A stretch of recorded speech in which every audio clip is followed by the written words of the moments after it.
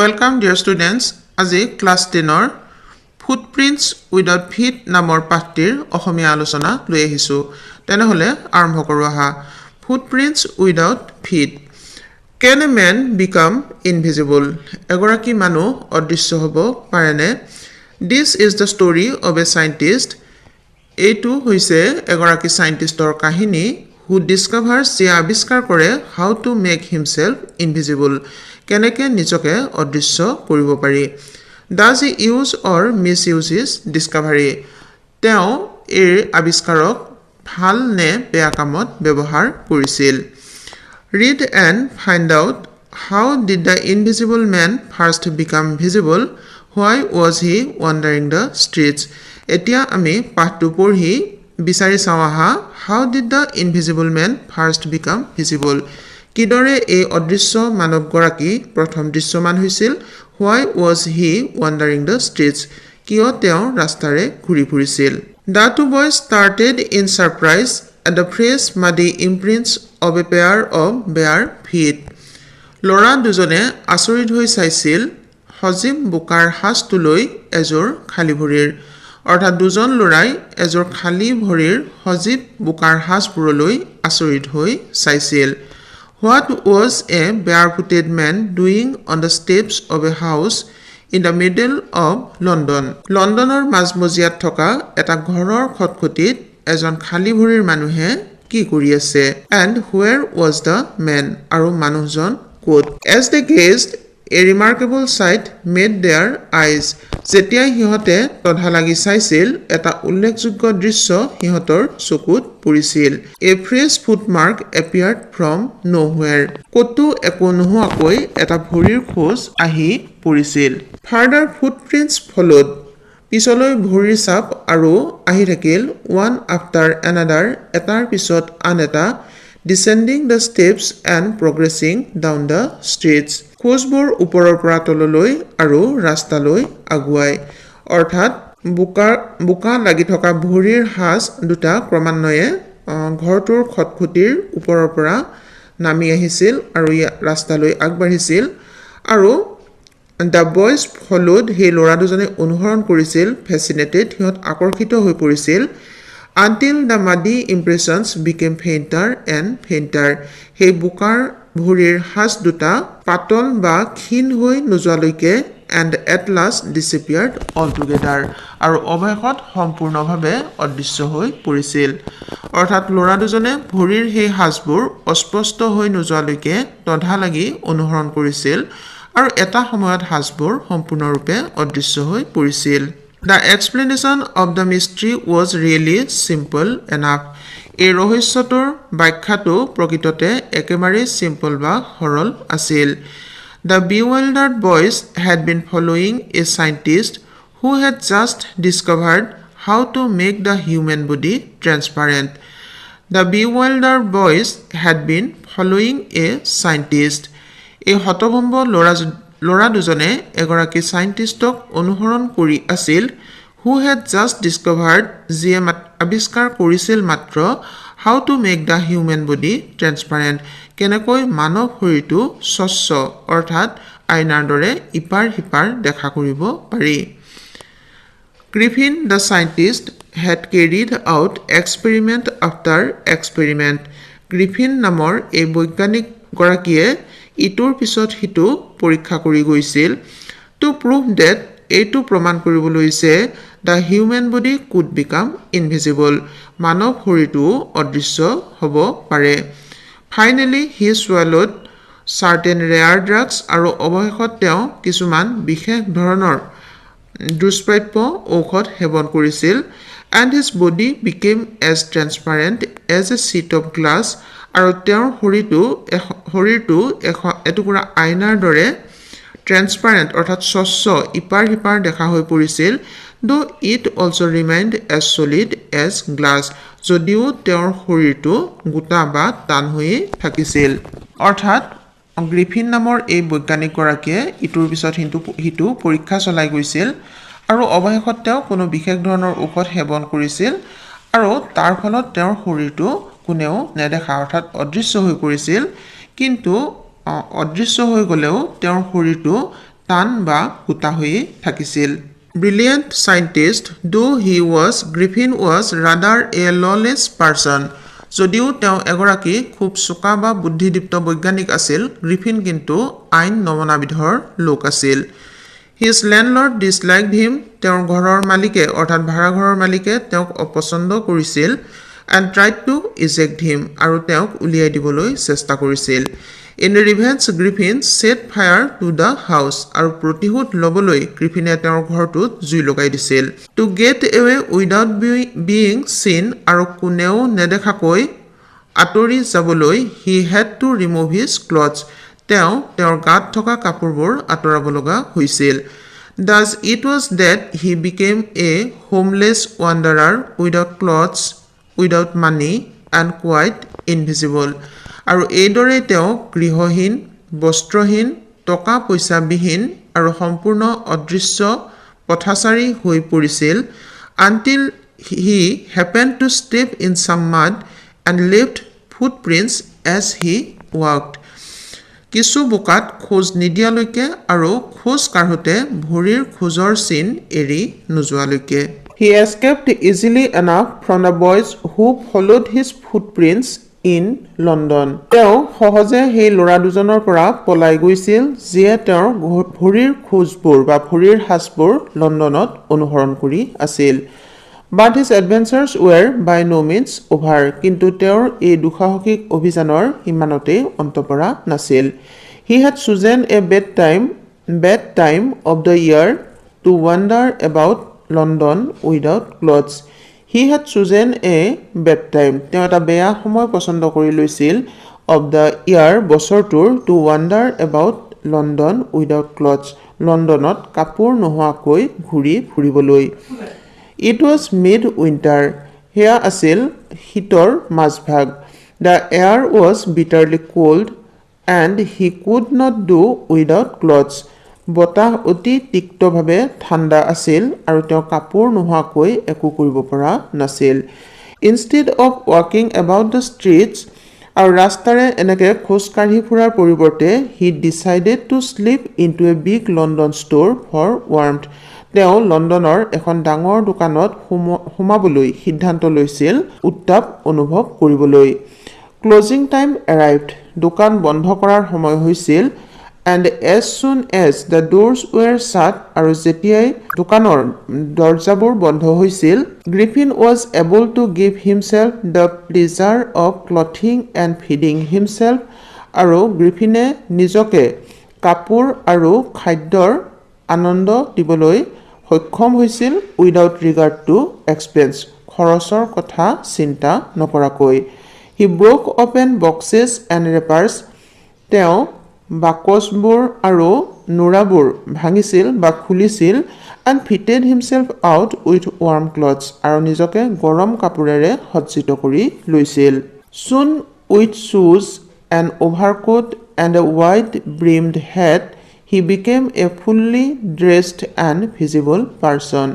সোনকালেই জোতা, এটা অভাৰকোট আৰু বহল ঢাক খোৱা টুপি এটাৰে তেওঁ সম্পূৰ্ণভাৱে পোচাক পৰিহিত এগৰাকী দৃশ্যমান মানুহ হৈ পৰিছিল। In the kitchen of the restaurant, আৰু ৰেষ্টুৰেণ্টখনৰ পাকঘৰত he found cold meat and coffee. তেওঁ ঠাণ্ডা মাংস আৰু কফি বিচাৰি পাইছিল। And he followed up the meal with sweets and wine taken from the grocery store. আৰু গ্ৰ'চাৰী ষ্ট'ৰখনৰ পৰা তেওঁ মিঠাই আৰু মদেৰে তেওঁৰ আহাৰ গ্ৰহণ কৰিছিল। Finally he settled down to sleep on a pile of quilts. আৰু অৱশেষত তেওঁ এদম লেপৰ ওপৰত শুই পৰিছিল। If only Griffin had managed to wake up in good time, all might have been well. যদিহে গ্ৰিফিনে ঠিক সময়তে উঠাৰ ব্যৱস্থা কৰিব পাৰিলেহেঁতেন, সকলো ঠিকেই থাকিলহেঁতেন। As it was, he did not wake up until the assistants were already arriving next morning. পিছে তেওঁ সাৰ পোৱা নাছিল পিছদিনাখন ৰাতিপুৱা দোকানৰ এছিষ্টেণ্ট অৰ্থাৎ সহকাৰী মানুহবোৰ ইতিমধ্যে আহি পোৱালৈকে। When he saw a couple of them approaching, যেতিয়া তেওঁ দেখিছিল তাৰে দুজনে তেওঁৰ ফালে আগবাঢ়ি আহি আছে, He panicked and began to run. তেওঁ ভয় খাইছিল আৰু দৌৰিবলৈ আৰম্ভ কৰিছিল. They naturally gave chase. তেওঁলোকে স্বাভাৱিকতেই তেওঁক খেদি গৈছিল. In the end, he was able to escape only by quickly taking off his newly found clothes. In the end, অৱশেষত he was able to escape. তেওঁ পলাবলৈ সক্ষম হৈছিল only by quickly taking off his newly found clothes. নতুনকৈ পিন্ধা সেই কাপোৰবোৰ ততাতৈয়াকৈ খুলি পেলায়. So once more he found himself. সেয়ে পুনৰ এবাৰ তেওঁ নিজকে বিচাৰি পাইছিল ইনভিজিবল অদৃশ্য ৰূপত but naked in the chill January air. জানুৱাৰী মাহৰ থেতুৱৈ লগা বতাহত নগ্ন ৰূপত. অৰ্থাৎ গ্ৰিফিনে মানুহৰ দৃষ্টিৰ পৰা হাত সাৰিবলৈ নিজৰ কাপোৰবোৰ ততাতৈয়াকৈ খুলি পেলাইছিল আৰু পুনৰ নিজকে জানুৱাৰী মাহৰ সেই থেতুৱৈ লগা বতাহত নগ্ন ৰূপত আৱিষ্কাৰ কৰিছিল. This time he decided to try the stock of a theatrical company in the hope of finding not only clothes but also something that would hide the empty space above his shoulders. This time he decided to try. এইবাৰ তেওঁ সিদ্ধান্ত লৈছিল চেষ্টা কৰি চাবলৈ বা পিন্ধিবলৈ the stock of a theatrical company. Theatre company এটাৰ মজুত থকা বা জমা থকা বস্তুবোৰ in the hope of আশা কৰি finding not only clothes অৰ্থাৎ কাপোৰ বিচাৰি পোৱাৰ আশা কৰি নহয় but also something কিন্তু অন্য কিবা that would hide the empty space above his shoulders যিয়ে নেকি তেওঁৰ কান্ধৰ ওপৰৰ খালী অংশটো লুকাই ৰাখিব পাৰে. অৰ্থাৎ এইবাৰ গ্ৰিফিনে থিয়েটাৰ কোম্পানী এটাৰ জমা কৰি থোৱা বস্তুবোৰ পিন্ধি চাবলৈ চেষ্টা কৰাৰ সিদ্ধান্ত লৈছিল আৰু অকল কাপোৰ পোৱাৰ আশাত নহয় তেওঁ আশা কৰিছিল যে তেওঁ কান্ধৰ ওপৰৰ খালী থকা জাগাখিনি লুকাই ৰাখিব পাৰে নেকি. Shivering with cold, ঠাণ্ডাত কঁপি কঁপি he hurried to Druryland. তেওঁ ড্ৰুৱেৰীলেণ্ড নামৰ সেই ঠাইখনলৈ ততাতৈয়াকৈ গৈছিল. The center of the theater world. আৰু সেই ঠাইখন আছিল থিয়েটাৰ জগতৰ কেন্দ্ৰ. He soon found a suitable shop. তেওঁ সোনকালে এখন উপযুক্ত দোকান বিচাৰি পাইছিল. He made his way invisible upstairs. তেওঁ অদৃশ্য হৈয়ে ওপৰলৈ উঠি গৈছিল and came out a little later. আৰু অলপ পিছত ওলাই আহিছিল wearing bandages around his forehead, dark glasses, false nose, big bushy side whiskers and a large hat. আৰু তেওঁ সোনকালে ওলাই আহিছিল কপালত বেণ্ডেজ মেৰিয়াই, ক'লা চশমা, নকল নাক, মোটা ডাঠ গোফ বা মোচ লগাই আৰু এটা ডাঙৰ টুপি পিন্ধি. To escape without being seen আৰু কোনেও নেদেখাকৈ পলাই যাবলৈ he callously attacked the shopkeeper from behind. তেওঁ দোকানীজনক পিছফালৰ পৰা নিষ্ঠুৰভাৱে আক্ৰমণ কৰিছিল. After which আৰু তাৰ পিছত he robbed him. তেওঁক ডকাইতি কৰিছিল of all the money he could find. তেওঁ যিমান পইচা তাত বিচাৰি পাইছিল.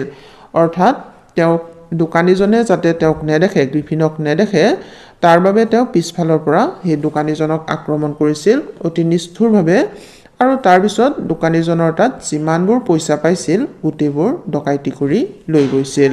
Eager to get away from crowded London, he took a train to the village of Iping. জনবহুল লণ্ডনৰ পৰা আঁতৰি যাবলৈ আগ্ৰহী হৈ তেওঁ এখন ট্ৰেইনত উঠিছিল আইপিঙৰ এখন গাঁৱলৈ বুলি. Where he booked 2 rooms at the local inn. য'ত তেওঁ স্থানীয় হোটেল এখনত 2টা কোঠা বন্দবস্ত কৰিছিল. The arrival of a stranger at an inn in winter was in any case an unusual event. শীতকালত এখন হোটেলত এজন অচিনাকি লোকৰ উপস্থিতিটো যিকোনো কাৰণতে আচহুৱা ঘটনা আছিল. A stranger of such uncommon appearance set all tongues wagging. এজন অচিনাকি মানুহৰ তেনেকুৱা আচহুৱা চেহেৰাই সকলো মানুহকে যেন বু বা কৰিবলৈ সুযোগ আনি দিছিল. অৰ্থাৎ অদ্ভুত চেহেৰাৰ এই অচিনাকি মানুহজনক হোটেলত উপস্থিত হোৱা দেখি মানুহবোৰে তেওঁৰ বিষয়ে বিভিন্ন কথা পাতিবলৈ আৰম্ভ কৰি দিছিল। Mrs Hall, the landlord's wife, made every effort to be friendly. Mrs Hall তেওঁ ঘৰৰ মালিকৰ ঘৈণীয়েক আছিল, অৰ্থাৎ ঘৰৰ মালিকৰ পত্নী মিছেছ হলে সকলো ধৰণৰ প্ৰচেষ্টা চলাইছিল তেওঁৰ লগত বন্ধুত্বসুলভ আচৰণ কৰিবলৈ। But Griffin had no desire to talk and told her. কিন্তু গ্ৰিফিনৰ তেওঁৰ সৈতে কথা পতাৰ কোনো ইচ্ছা নাছিল আৰু তেওঁ কৈছিল, My reason for coming to Iping is a desire for solitude. মোৰ আইপিঙলৈ অহাৰ কাৰণটো হৈছে নিৰ্জনতাত থকাৰ ইচ্ছা। অৰ্থাৎ গ্ৰিফিনে মালিকৰ ঘৈণীয়েকক কৈছিল যে তেওঁ নিৰ্জনতাত থকাৰ যি ইচ্ছা তাৰ বাবেহে তেওঁ আইপিঙলৈ আহিছে। I do not wish to be disturbed in my work. মই মোৰ কামত ডিষ্টাৰ্ব হোৱাটো নিবিচাৰোঁ। Besides, an accident has affected my face. ইয়াৰ উপৰিও এটা দুৰ্ঘটনাই মোৰ মুখখন আক্ৰান্ত কৰিছে। Satisfied that her guest was an eccentric scientist. মালিকনীগৰাকী সন্তুষ্ট হৈছিল যে তেওঁৰ আলহীজন আছিল এজন উদ্ভট অৰ্থাৎ uncommon scientist, and in view of the fact that he had paid her in advance, Mrs. Hall was prepared to excuse his strange habits and irritable temper. আৰু তেওঁ আগতীয়াকৈ ধন পৰিশোধ কৰাৰ ফলস্বৰূপে মিছেছ হল তেওঁৰ আচহুৱা অভ্যাস আৰু বিৰক্তিকৰ আচৰণক ক্ষমা কৰি দিবলৈ সাজু হৈছিল। অৰ্থাৎ যদিও হোটেলত থাকিবলৈ অহা ব্যক্তিগৰাকী অদ্ভুত প্ৰকৃতিৰ আছিল, মিছেছ হলে কিন্তু তেওঁ এগৰাকী চাইণ্টিষ্ট বুলি জানি বা তেওঁক আগতীয়াকৈ হোটেলৰ ভাড়া পৰিশোধ কৰাৰ বাবে তেওঁ আচহুৱা আচৰণ কৰিলেও ক্ষমা কৰি দিবলৈ সাজু হৈছিল। But the stolen money did not last long. কিন্তু চুৰ কৰি অনা পইচাখিনি বেছিদিন যোৱা নাছিল। And presently Griffin had to admit that he had no more ready cash. আৰু গ্ৰিফিনে সদ্যহতে এইটো প্ৰকাশ কৰিব লগা হৈছিল যে তেওঁৰ আৰু কেছ পইচা বেছি নাছিল। He pretended, however, that he was expecting a cheque to arrive at any moment. যিয়েই নহওক তেওঁ ভাও জুৰিছিল যে তেওঁ যিকোনো মুহূৰ্ততে এখন চেক আহি পাব বুলি আশা কৰি আছে। Shortly afterwards, a curious episode occurred. কিন্তু কিছু পিছত এটা উৎসুকপূৰ্ণ ঘটনাক্ৰম সংঘটিত হৈছিল। Very early in the morning, a clergyman and his wife were awakened by noises in the study. কাহিলী পুৱাতে এগৰাকী খ্ৰীষ্টান যাজক আৰু তেওঁৰ ঘৈণীয়েকে সাৰ পাইছিল ষ্টাডি ৰুমত হোৱা শব্দত। Creeping downstairs, they heard the chink of money being taken from the clergyman's desk. খটখটিৰে বগুৱাবাই আহি তেওঁলোকে যাজকজনৰ টেবুলৰ পৰা পইচা লৈ যোৱাৰ জনজননী শুনিছিল। Without making any noise and with a poker grasped firmly in his hand, the clergyman flung open the door. কোনো শব্দ নকৰাকৈ ধাতুৰ ৰড এডাল হাতেৰে দৃঢ়ভাৱে খামুচি ধৰি যাজকজনে দুৱাৰখন জোৰকৈ ঠেলি দিছিল। Surrender. আৰু তেওঁ কৈছিল surrender. Then to his amazement, he realized that the room appeared to be empty. তাৰপিছত আশ্চৰ্যান্বিত হৈ তেওঁ বুজি পাইছিল যে ৰুমটো খালী হৈ আছে। He and his wife looked under the desk and behind the curtains and even up the chimney. তেওঁ আৰু তেওঁৰ পত্নীয়ে ডেস্ক বা টেবুলখনৰ তলত, পৰ্দাৰ পিছত আৰু আনকি চিমনিৰ ওপৰলৈ চাইছিল। There was not a sign of anybody.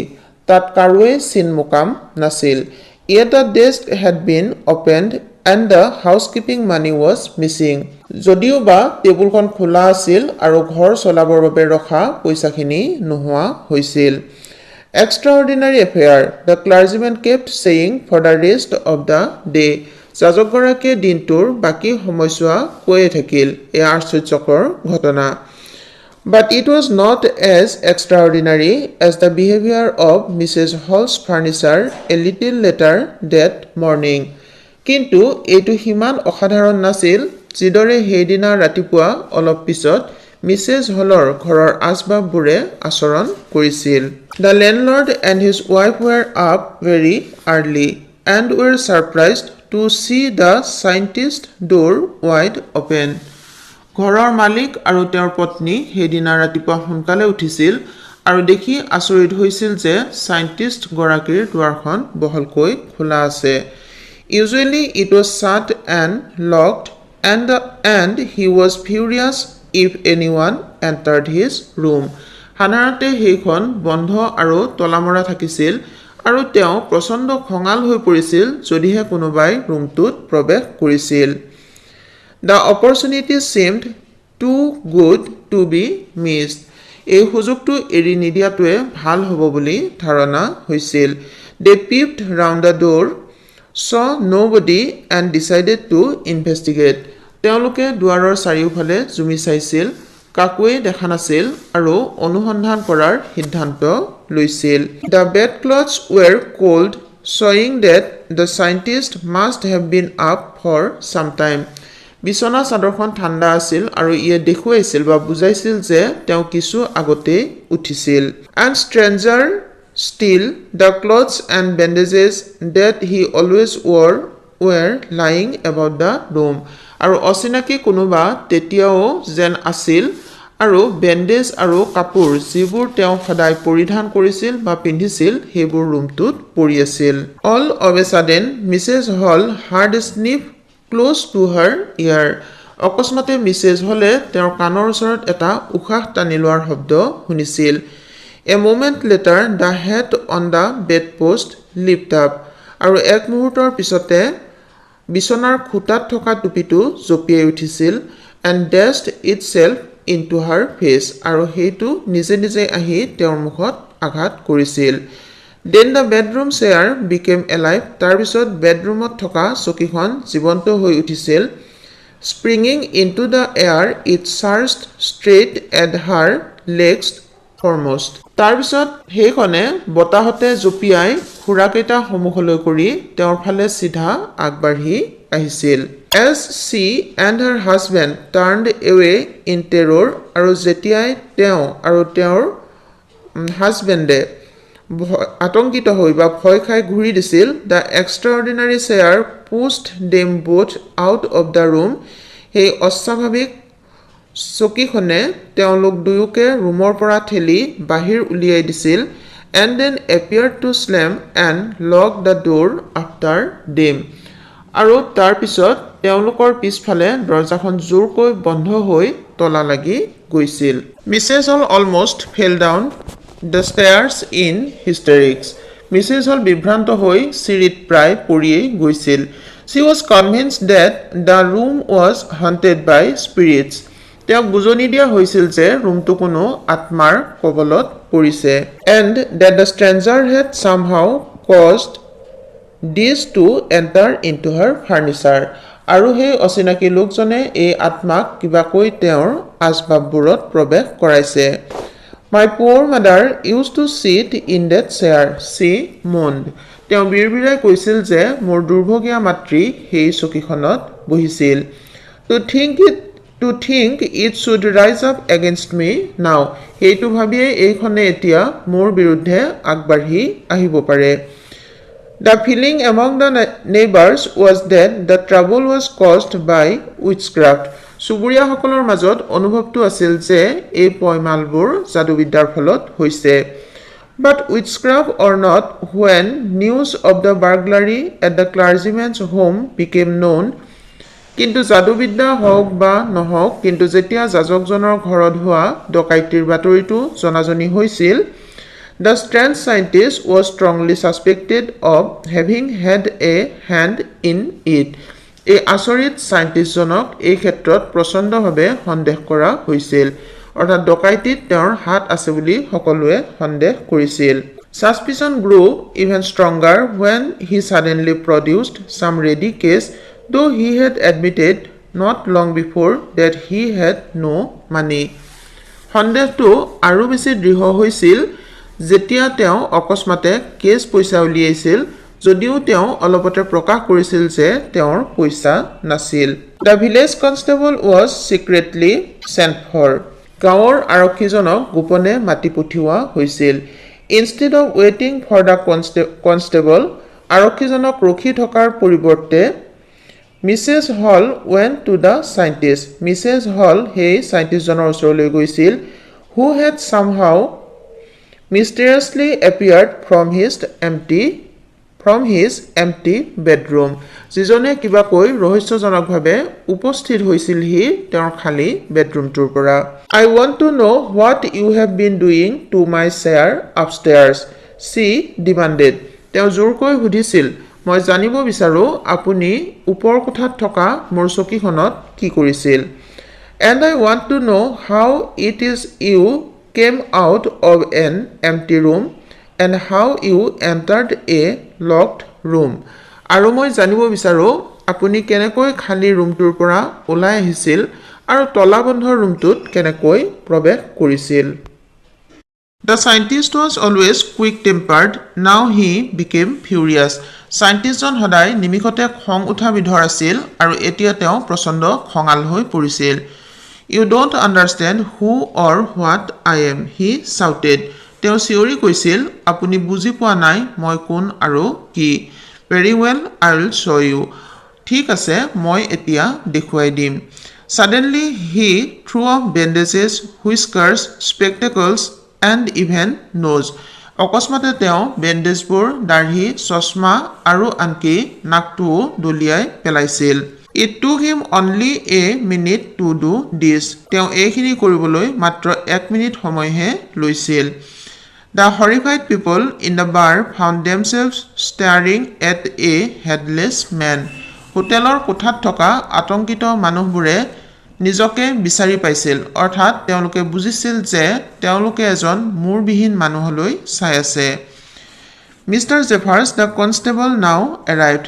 Mr. Jeffers নামৰ আৰক্ষীজন এতিয়া উপস্থিত হৈছিল and was quite surprised to find that he had to arrest a man without a head. আৰু তেওঁ এইটো দেখি সম্পূৰ্ণ আচৰিত হৈছিল যে তেওঁ এৰেষ্ট অৰ্থাৎ আটক কৰিব লাগিব মূৰ নোহোৱা এজন মানুহক. But Jeffers was not easily prevented from doing his duty. কিন্তু জেফাৰ্ছক নিজৰ কৰ্তব্যৰ পৰা সহজে বাধা দিব পৰা লোক নাছিল.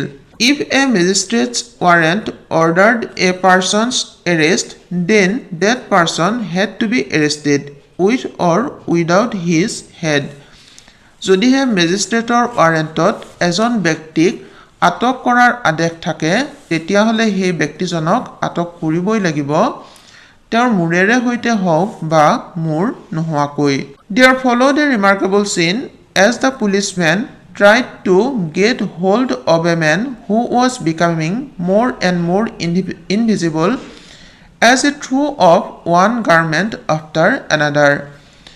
There followed a remarkable scene. তাত এটা উল্লেখযোগ্য ঘটনা ঘটিছিল as the policeman tried to get hold of a man. যেতিয়াই সেই পুলিচজনে এজন মানুহক ধৰিবলৈ চেষ্টা কৰিছিল who was becoming more and more invisible, যিজন ক্ৰমে আৰু বেছিকৈ অদৃশ্য হৈ গৈ আছিল as he threw off one garment after another.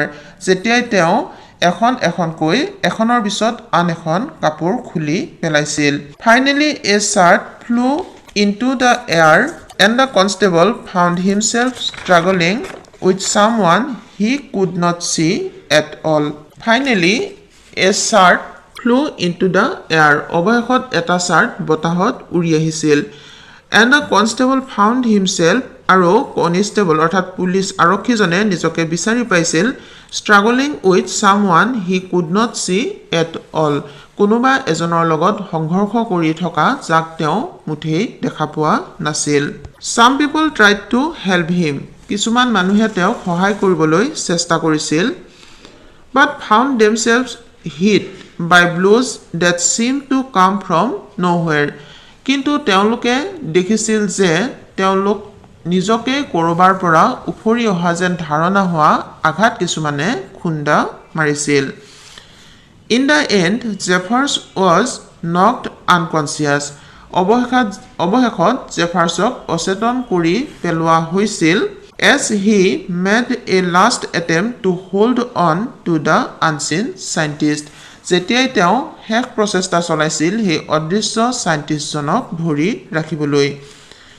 There were nervous, excited cries of hold him তাত আছিল তেওঁক ধৰা বুলি কোৱা ভীতিগ্ৰস্ত উত্তেজিত চিঞৰবোৰ অৰ্থাৎ সকলো মানুহে তাক ধৰা বুলি চিঞৰি আছিল but this was easier said than done কিন্তু কৰাতকৈ ক'বলৈহে এইটো সহজ আছিল অৰ্থাৎ ক'বলৈ সহজ কিন্তু কৰিবলৈ টান Griffin had shaken himself free গ্ৰিফিনে নিজকে জোকাৰি মুক্ত কৰিছিল and no one knew where to lay hands on him আৰু কোনেও নাজানিছিল তেওঁৰনো অৰ্থাৎ সাইন্টিষ্ট জনৰনো ক'ত হাত থব পাৰি অৰ্থাৎ সেই অদৃশ্য মানুহজনক ক'ত হাত দি তেওঁলোকে ধৰিব তাৰ একো উৱাদিহ পোৱা নাছিল মৰমৰ ছাত্ৰ-ছাত্ৰীসকল ফুটপ্ৰিন্টছ উইদাউট ফিট নামৰ পাঠটিৰ অসমীয়া আলোচনা শেষ হৈছে ধন্যবাদ